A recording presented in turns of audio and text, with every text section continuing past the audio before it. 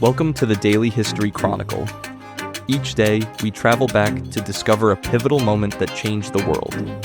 These aren't just dates and facts. They're stories of courage, conflict, innovation, and consequence that still echo through our lives today. Are you ready to explore? Let's see what happened on this day in history. Good morning and welcome to today's episode. I'm Richard Backus, publisher of University Teaching Edition, and each day I invite you to join me as we reflect on a significant moment from our shared past. Today is November 18th, and we're looking back 97 years to November 18th, 1928. On that day, at the Colony Theater in New York City, audiences saw something they had never seen before, a cartoon with perfectly synchronized sound. The cartoon was called Steamboat Willie, and it introduced the world to a character that would become one of the most recognizable icons in human history, Mickey Mouse. Walt Disney was 26 years old, nearly broke, and had just lost the rights to his previous cartoon character in a business dispute. Steamboat Willie was his gamble for survival. That 7.5-minute cartoon didn't just save Disney's studio. It launched an entertainment empire that would fundamentally reshape American culture and global media for the next century. The story of Mickey Mouse is about much more than a cartoon character.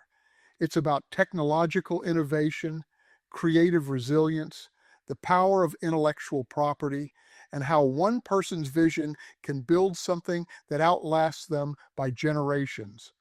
And it raises questions we're still grappling with today about who owns culture, how long ownership should last, and the relationship between art and commerce. To understand what Walt Disney achieved on November 18, 1928, we need to understand where he was just months before. Walt Disney had been in the animation business since the early 1920s. He and his brother Roy ran a small studio in Hollywood, producing a series of cartoons featuring a character called Oswald the Lucky Rabbit. The Oswald cartoons were successful. They were distributed by Universal Pictures, and audiences liked them. The Disney brothers thought they had built something sustainable. Then came the betrayal. In early 1928, Walt Disney traveled to New York to negotiate a better deal with his distributor, Charles Mintz. Instead, Mintz informed Disney that he didn't own Oswald. Universal did. Worse, Mintz had secretly hired away most of Disney's animators. Disney could either accept a lower payment and continue making cartoons he didn't own, or he could walk away from his own creation. Disney walked away. He returned to California devastated but determined. He had lost his character, lost his staff, and had almost nothing to show for years of work. The lesson was searing. Never again would he fail to own his creations. On the train ride back to California, Disney began sketching a new character. The story goes that he first wanted to call it Mortimer Mouse, but his wife Lillian suggested Mickey instead. The character was simple, a mouse with big round ears, spindly legs, and a cheerful personality. Disney couldn't have known it then, but that simple sketch would change everything. What made Steamboat Willie revolutionary wasn't just Mickey Mouse, it was sound. Silent films were dying. The jazz singer had introduced synchronized sound to feature films in 1927, and audiences were electrified. By 1928, Hollywood was racing to convert to talkies. But animation posed unique technical challenges. Earlier cartoons had been shown with live musical accompaniment, but the music wasn't synchronized to the action. A musician in the theater would play along, but there was no precise coordination between what you saw and what you heard. Disney understood that synchronized sound could transform animation. If you could precisely match sound effects and music to animated action, you could create comedy and emotion impossible in silent cartoons. A character's footsteps, a door slamming, a musical instrument playing, if these sounds occurred at the exact right moment, they would make the animation feel more real, more alive. But the technology was expensive and difficult. Disney's studio was small and cash poor. They couldn't afford the sophisticated sound systems the major studios were using. Disney had to improvise, recording the soundtrack multiple times until they got the synchronization right, conducting the orchestra himself while watching the film projected on a bedsheet to keep the timing precise. The breakthrough came in the barnyard scene where Mickey uses various animals as musical instruments, turning a cat into a makeshift xylophone by stretching its tail, playing a goat's teeth like a banjo, cranking a goose's tail to make her squawk.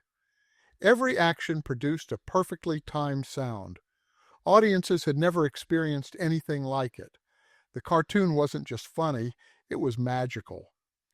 Steamboat Willie premiered at the Colony Theater in New York on November 18, 1928. It was a test. Disney had convinced the theater to show it for 2 weeks to see if audiences responded. They did, spectacularly. People who saw Steamboat Willie were astonished.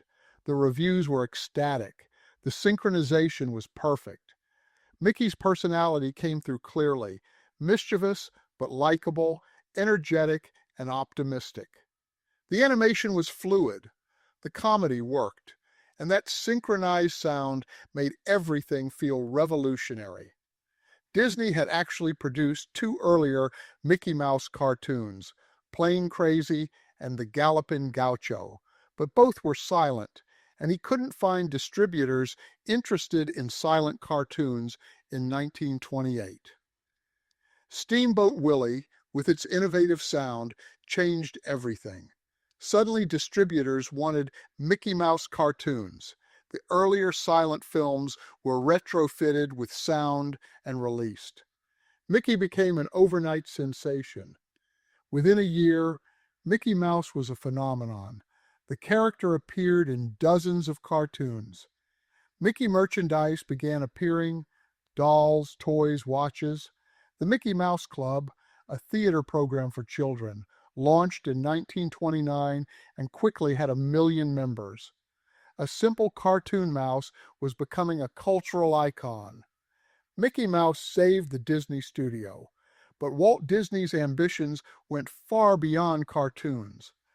Throughout the 1930s, Disney used Mickey's success to fund increasingly ambitious projects. He developed new animation techniques, created beloved characters like Donald Duck and Goofy, and produced the Silly Symphony series that pushed the boundaries of animation as an art form. Then came Snow White and the Seven Dwarfs in 1937, the first full-length animated feature film. Hollywood called it Disney's folly, certain it would bankrupt him. Instead, it became one of the highest-grossing films of its era. Disney followed with Pinocchio, Fantasia, Dumbo, and Bambi, films that established animation as a legitimate art form, not just children's entertainment. But Disney was thinking bigger than films. In 1955, he opened Disneyland, creating an entirely new form of entertainment, the theme park as immersive storytelling experience. When Walt Disney died in 1966, he had transformed entertainment across multiple industries. And at the center of it all was Mickey Mouse. The character appeared in over 130 films. His image became the Disney Company logo. He was the friendly face that welcomed people to the theme parks. Mickey was more than a character. He was a brand, an identity, a symbol of wholesome American entertainment that could be exported worldwide. Today, the Walt Disney Company is worth over $150 billion. It owns Marvel, Star Wars, Pixar, ESPN, ABC, Hulu, and countless other properties. It's one of the most powerful media conglomerates in the world, and it all traces back to that 7.5-minute cartoon on November 18th, 1928. But Mickey Mouse's story isn't just about creative success, it's also about intellectual property, and that's where things get complicated. Copyright law grants creators exclusive rights to their work for a limited time. The idea is to balance rewarding creators with eventually allowing their work to enter the public domain, where anyone can use it. The Founding Fathers believed this balance encouraged creativity, while ensuring that culture remained accessible. When Steamboat Willie was created in 1928, copyright lasted 56 years. That meant Mickey Mouse should have entered the public domain in 1984. But that didn't happen. In 1976, copyright was extended to 75 years. Mickey was safe. Then in 1998, as Mickey's copyright was again approaching expiration, Congress passed the Copyright Term Extension Act, adding another 20 years. Critics called it the Mickey Mouse Protection Act because Disney had lobbied heavily for it. That extension meant Steamboat Willie Mickey wouldn't enter the public domain until 2024.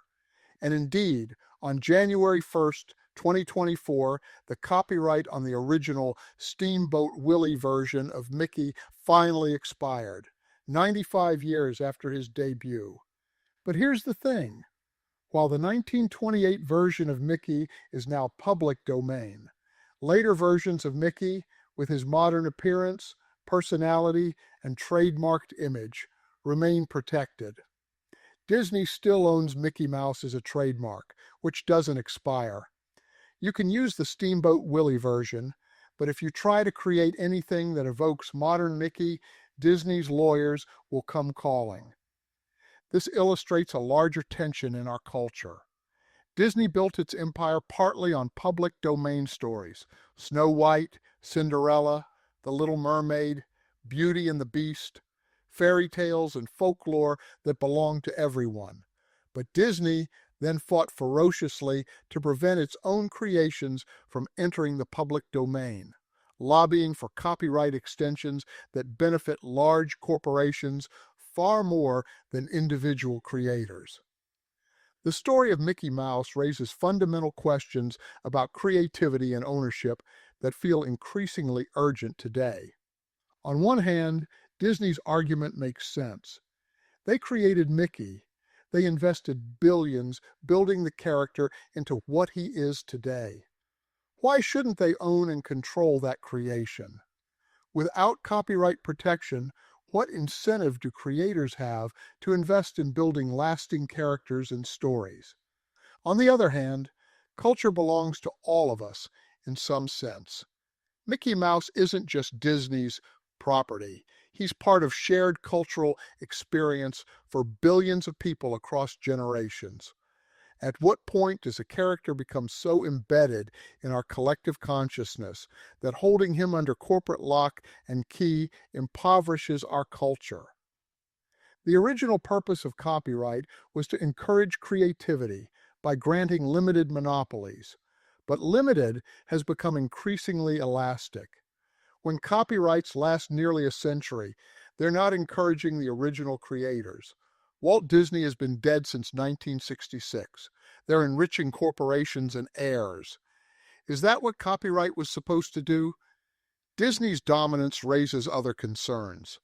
The company now controls vast swaths of our popular culture through acquisitions.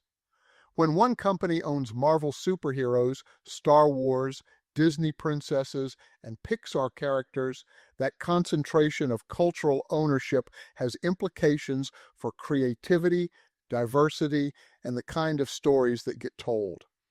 Yet we also have to acknowledge that Disney has been a remarkably effective custodian of its characters. Mickey Mouse is still beloved nearly a century later. Disney's commitment to quality and innovation, whatever you think of their business practices, has created entertainment that brings joy to billions of people. On this November 18th, 97 years after Steamboat Willie premiered, Mickey Mouse's legacy is everywhere. We live in a world Disney helped create, where intellectual property is perhaps the most valuable asset a company can own, where characters and stories can generate revenue across films, television, theme parks, merchandise, and streaming services. The Marvel Cinematic Universe, Star Wars, Harry Potter, these are all following the blueprint Disney pioneered with Mickey Mouse. We also live in a world grappling with questions about corporate power over culture, about fair use and public domain, about how long ownership should last.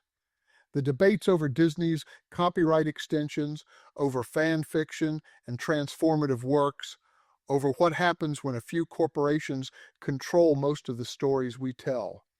These are Mickey's legacy, too. Perhaps the real lesson is about innovation and adaptation.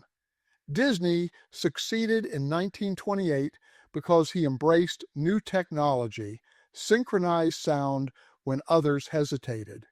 He built an empire by constantly innovating. Feature-length animation, theme parks, television, new distribution models. The challenge for today's creators is similar, using new technologies and platforms while building something that lasts. Mickey Mouse is now 97 years old. The character has survived the Depression, World War II, the Cold War, the digital revolution, and countless changes in entertainment technology and culture. That's a remarkable achievement, one that speaks to Walt Disney's creative vision and business acumen, but also to something elemental about storytelling and character that transcends technology and commerce.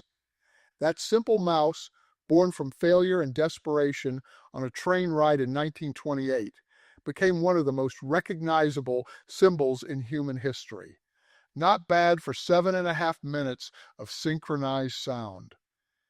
Thank you for joining me today on the Daily History Chronicle.